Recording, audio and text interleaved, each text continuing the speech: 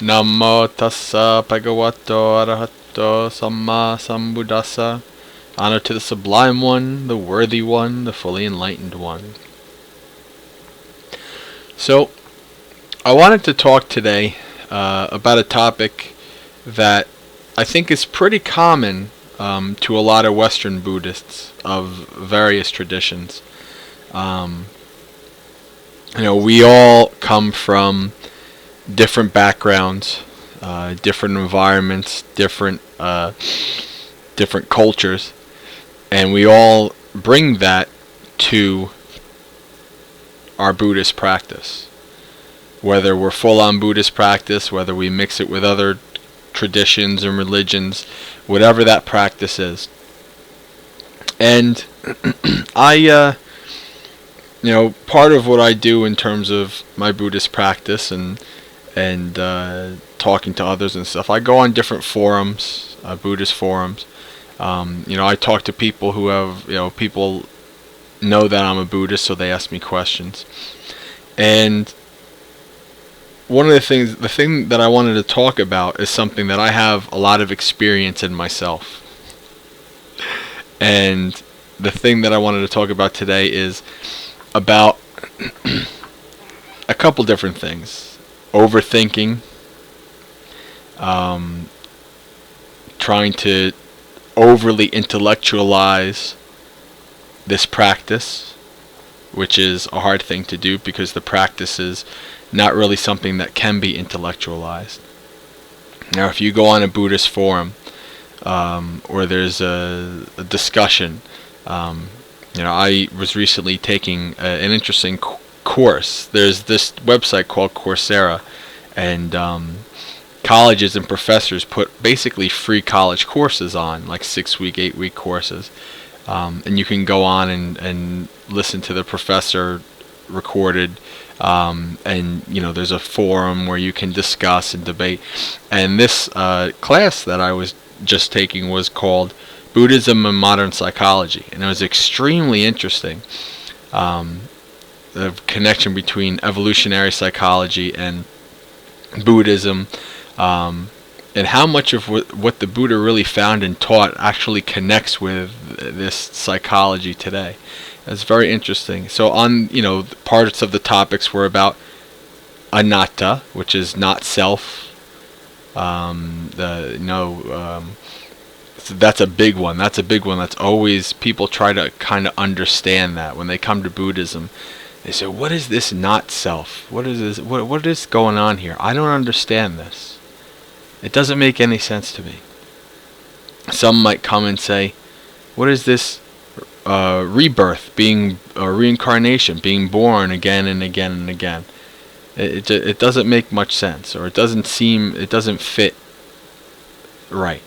So you have all of these aspects of the Buddhist teaching that people come to, and they have a lot of questions about. And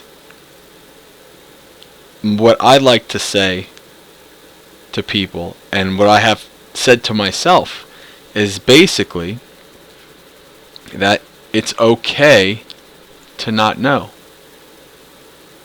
I've always been somebody who was an overthinker. I've always analyzed, I've always had overthinking thoughts about various topics. And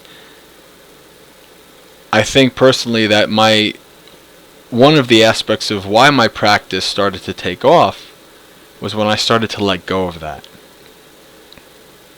The Buddha talks about how things like nibbana or nirvana, not self, all of these teachings, the Four Noble Truths even, you get to know the truth of what the Buddha taught, not by reading it in a book, not by debating it, not by intellectualizing it, but by experiencing it and developing that insight through the practice. So we can kind of get lost in that, especially in where there's either internet forums, or even just normal forums of talking and debating with people live, around a table or whatever, we can get lost trying to understand, trying to analyze all of these different aspects that are basically unable to be analyzed. Try to talk to somebody who may have become awakened, or who understands not self, who sees beyond the self, and ask them to try to explain what that's like in words. It's something that's very, very, very hard. Even when you come to know what the suttas say, what the sutras, there's not that much in terms of the specifics. What is nirvana? What is nibbana? And I know different traditions, they have either more or less on the topic. Coming from a Theravada tradition, I know more about that than I do the Mahayana. But at least from my knowledge, it's something that is hard to intellectualize. And I think as Westerners, we kind of have this feeling like we have to know. We have to understand. And we can drive ourselves nuts with this. One of the interesting things that I was watching a show, I think it was a show called Through the Wormhole, about science and space and all that, with Morgan Freeman. And there's a scientist on this, a mathematician, who has basically come up with the mathematical computations. And to me, I'm always amazed at when I watch these mathematicians, astrophysicists, all this, how they figure all this stuff out with math. To me, that's like magic. To me, that's amazing stuff that I can't intellectualize without my head exploding. But this scientist has basically explained that mathematically, we are never going to be able to understand or know everything that is to be known in the universe. Only a very small part, mathematically, of everything that can be known, we will only be able to know just a little bit. No matter how advanced we get, if humanity is alive 2 billion years from now, there is still a limit to what we can know. And this is interesting in terms of a lot of the stuff that the Buddha says as well. There's a sutta called, depending on the tradition, the Imponderables or the Unconjecturables. And he says that there are these 4 things that cannot be conjectured about. And if you were to conjecture them, you would become mad. You would be vexed. Vexation. Meaning you wouldn't be able, you basically, your head would explode, as Ajahn Chah likes to say. And, one of these 4 is the origin and the working of the universe. Right? So, the other one is the workings of karma, the powers, the abilities of the Buddha, and the abilities of, how much meditation, the powers of somebody in meditation, the ability of somebody's meditation. These 4 things, it's something that you cannot try to intellectualize. And we can, obviously scientists try to use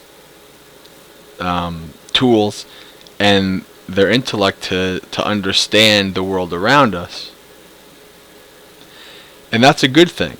There's nothing, especially myself as somebody who's a fan of science, who's always had a scientific-minded, a scientific mindset. It's always good to keep an open mind, to keep exploring. And it works the same with our practice. We're never done in our practice until we're done. There's always more insight to find. There's always, until we're done. There's always more practice ahead of us. So it's not necessarily a question. What I'm trying to put forth, it's not a question of not trying to understand, but it's a question of being able to understand our limits and putting our effort into understanding things more in a more concise and a more skillful way. A lot of Westerners, when they come to Buddhism, they have issues with rebirth. Maybe they came from Catholicism and they say, I don't believe in this heaven and this hell and all this crap. And now they come to Buddhism and they're like, oh, now there's karma and I gotta be reborn and all this stuff. I don't want to believe in that either. And it's funny because human nature does not change. 2,500 plus years ago, now maybe 3,000, who knows, in the suttas, the Buddha, in India at the time, there were many, many different types of beliefs, many different types of teachers. And there's even a sutta, it's the Kalama Sutta, which is a very famous sutta for the line that goes, do not go by reports, do not go by, my teacher says this, do not, basically don't just believe anything, to question. That's what makes the sutta famous. But for me personally, the most important part of that sutta is actually at the end, that nobody ever quotes. And the Buddha at the end is talking about the practice of Dhamma, the practice of the Noble Eightfold Path. And he says, basically he says this, even if there is no rebirth, if there is no karma, and the fruit of karma, if there is no coming back again, if there is no going to different realms or depending on your karma, all of this stuff, everything that is the basics of the metaphysics of Buddhism, even if there is nothing after this life, doing this practice brings benefit to yourself and to other beings here and now. And I think that's the important thing that especially new Buddhists need to kind of understand. Because I like to I on one hand I understand that people have to kind of learn on their own, because that's how I've been growing up. I often avoided taking advice and having to learn the hard way. So now if I have any advice, I try to take it so I don't have to learn the hard way. So I like to, in terms of talking to people, in terms of explaining my experience, I like to try to help people to get further along so that they don't get stuck in the same kind of mire that I was stuck in. And it really kind of helped me when I found out, read this part of the Kalama Sutta. It kind of helped me to start to be able to let go. I am somebody who is, hopefully fairly soon going to, become a monk in the next couple years. And I can't say that I 100% believe in rebirth. Does it feel right to me? Yeah, it feels right. It always has. Even though growing up Catholic, I've always felt that rebirth made more sense. But can I say I believe in it? I don't know. I'd bet on it being real, but I can't say that I believe it 100%. And that's fine in Buddhism. Right? That is perfectly fine. You do not need to have to come to Buddhism and just blanketly accept and believe everything in the practice.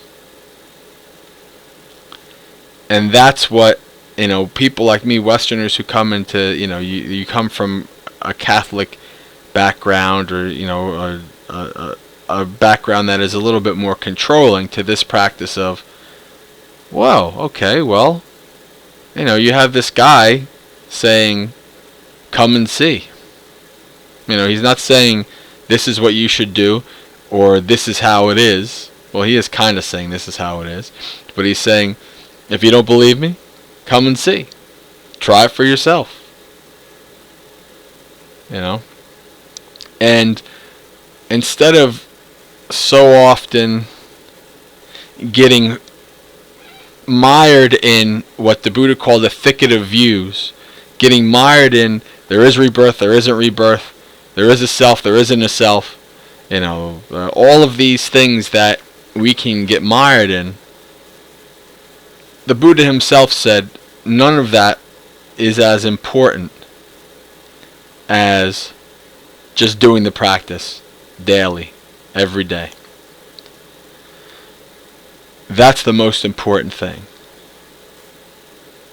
Developing that practice, developing a more skillful and moral life that benefits yourself and others. Developing that meditative insight and concentration that allows you to see the world more as it truly is. And the Buddha also talks about, in suttas, about the different types of Dhamma practitioners. And it ranges from the type of Dhamma practitioner who doesn't do any meditation, and he's a scholar, he knows the suttas back and front by heart, he knows all that, but he doesn't do any meditation. All the way down to the person who doesn't learn the suttas at all, but just does meditation.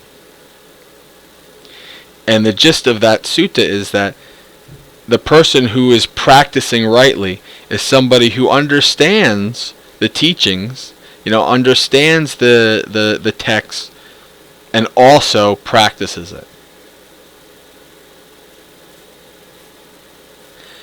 So it's important to know about what the Buddha taught, but it's just as important to practice as well. It's okay to not know. It's okay to, you say to yourself, do I have to believe in rebirth to be a Buddhist? Do I have to do this to be a Buddhist? Do I have to do that to be a Buddhist? That's called being stuck on a concept. Being stuck on an ism. And it's much better to practice not worrying about the ism than it is to get lost in the identity of being a part of the ism. If that makes any sense. Because we can get lost in this thicket of views, as the Buddha said. And part of the practice is just being able to let go.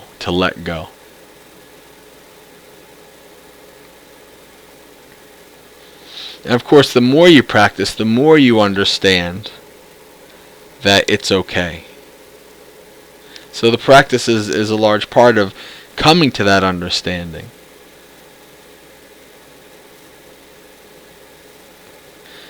Yeah, Zen is an interesting tradition. I'm very familiar with it, but I'm a little bit familiar with some of the things that they do.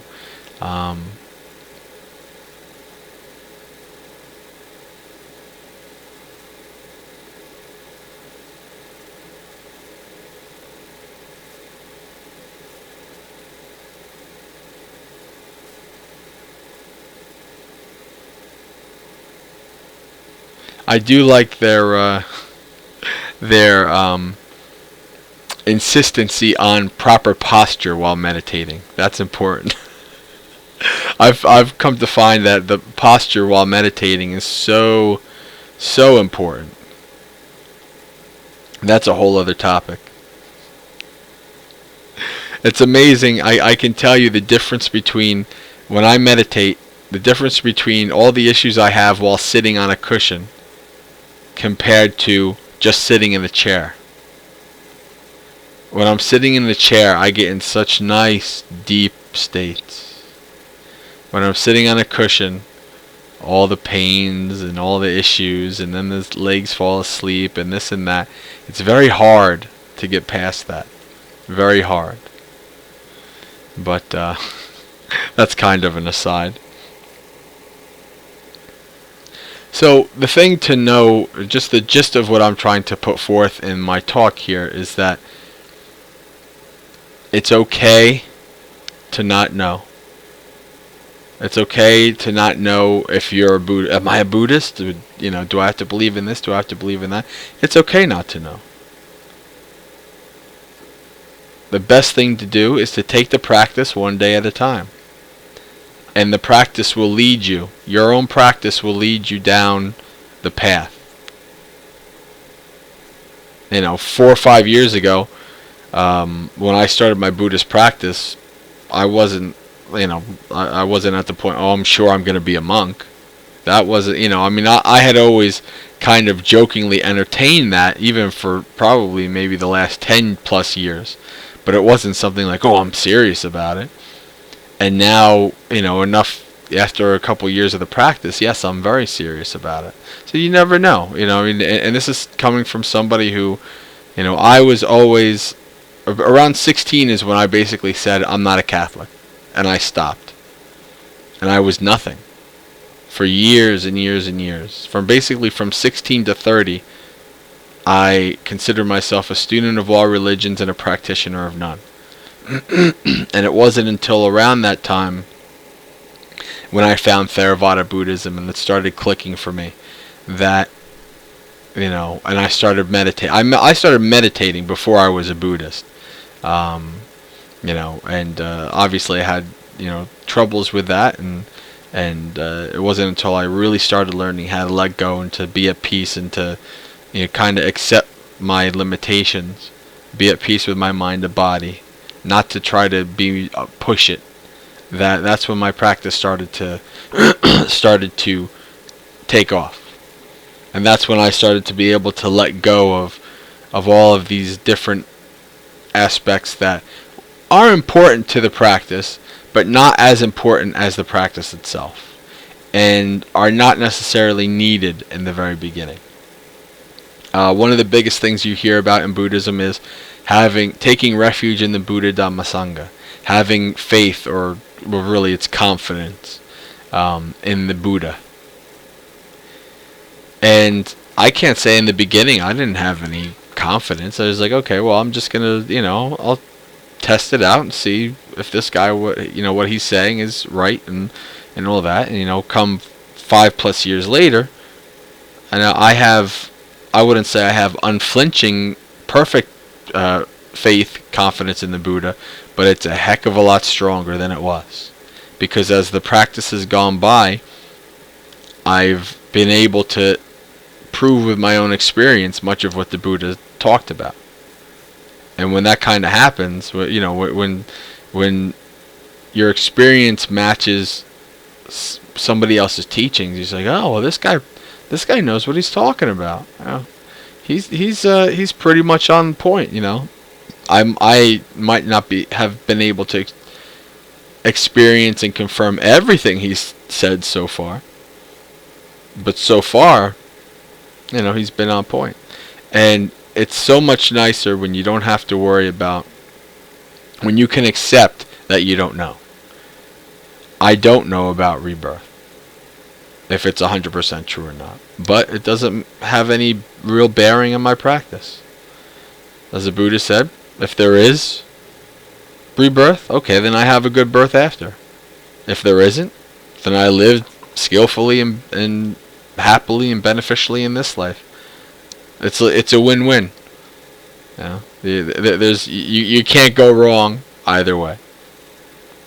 And that's the most important thing. The most important thing is, what are you doing with your practice right now? Even the same thing with karma. It's the same exact thing. People worry about, oh, I got fired from my job. Is that, bad karma? Or I have this disease or that disease. Is that because I did something bad in a former life? All of these things. And going back to the Imponderables or the unconjecturables, right? One of them is the precise workings of karma. We don't know. We can't know. What we do know is that everything in life is not predetermined by our karma. The Buddha taught that this is not true. The Buddha taught that karma is part of the web of cause and effect that brings things to occur in our lives. There are many parts of that web. Genetics, culture, all of these different parts, karma, they all come together. And we can really get lost in the aspects of that too. Like, oh, my karma this, my karma that. Some people can even judge other people by what's happening in their lives. Oh, you must have been bad in a former life. The same thing. We don't know if what's happening is because of our karma or not. What we do know is how we create a better, more beneficial lives for ourselves and others is by working with what we have right now in a skillful way. Performing skillful acts of body, speech, and mind. Living that skillful life. That will create a better life for us now, in the future, and if there are future lives, then also in future lives.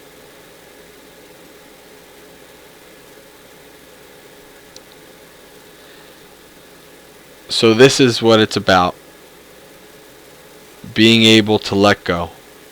Accepting, it's been my experience when your practice starts to take off is when you are able to accept your mind and body for what they are. Not to push them too hard, to be kind to them. And part of that is being able to be that mature ego and just saying, I don't know. And you know what? It's okay. I'm just going to practice and see where it goes.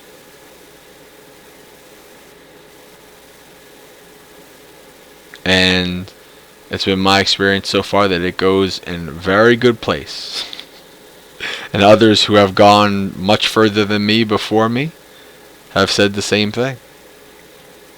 So hopefully I'll get there one day. Hopefully we'll all get there one day. But I think that's pretty much as I'm going to say in terms of yapping on right now. We can talk about that. We can have a discussion. If there's any questions, we can go over that. Or we can end. It's up to you guys. Whatever we have. We have another half hour. So however long it lasts is how long it lasts. Just like life.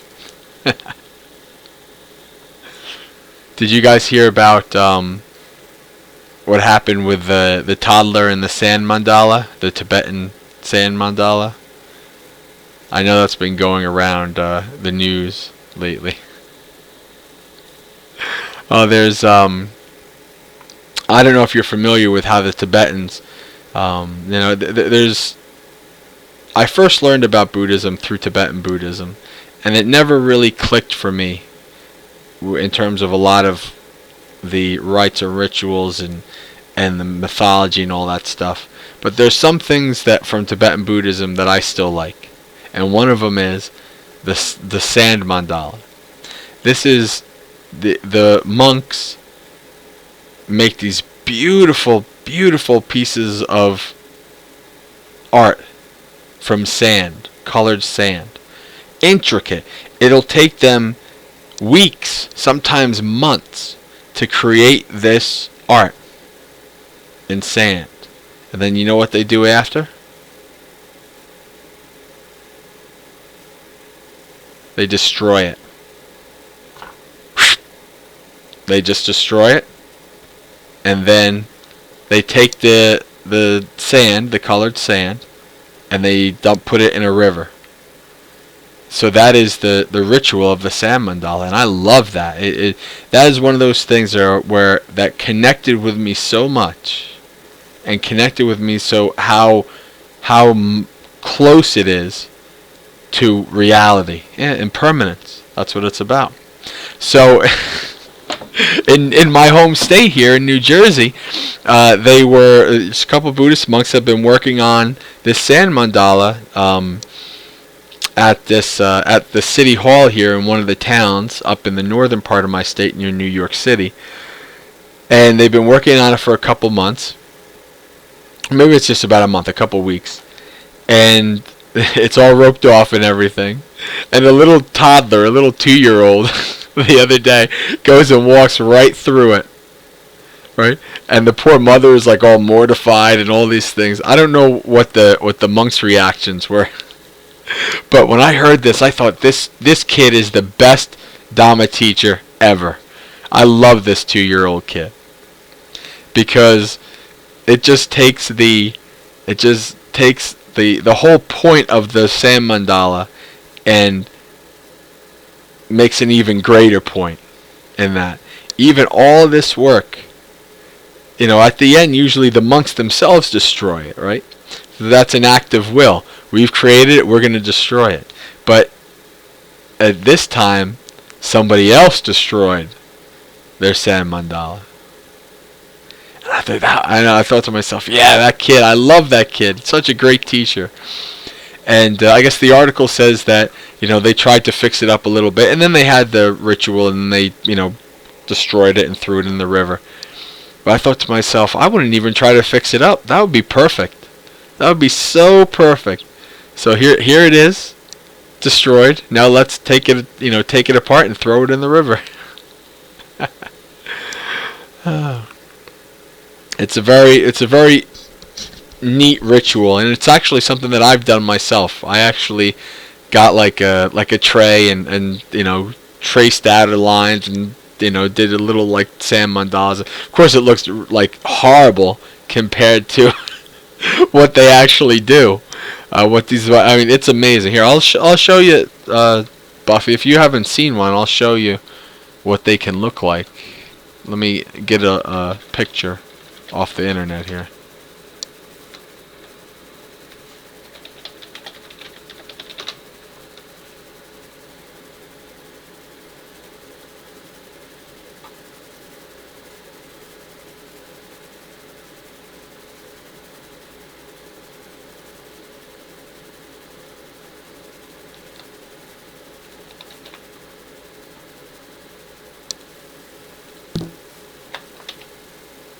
That is sand.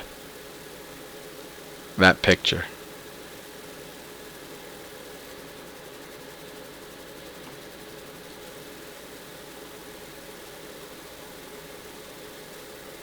Yes. Could you imagine the painstaking work that it takes to do that? And then right after, boom, it's destroyed. I love it. I absolutely love it. Let me show you a picture of the monks doing them so you kind of get a little gist of how it actually works.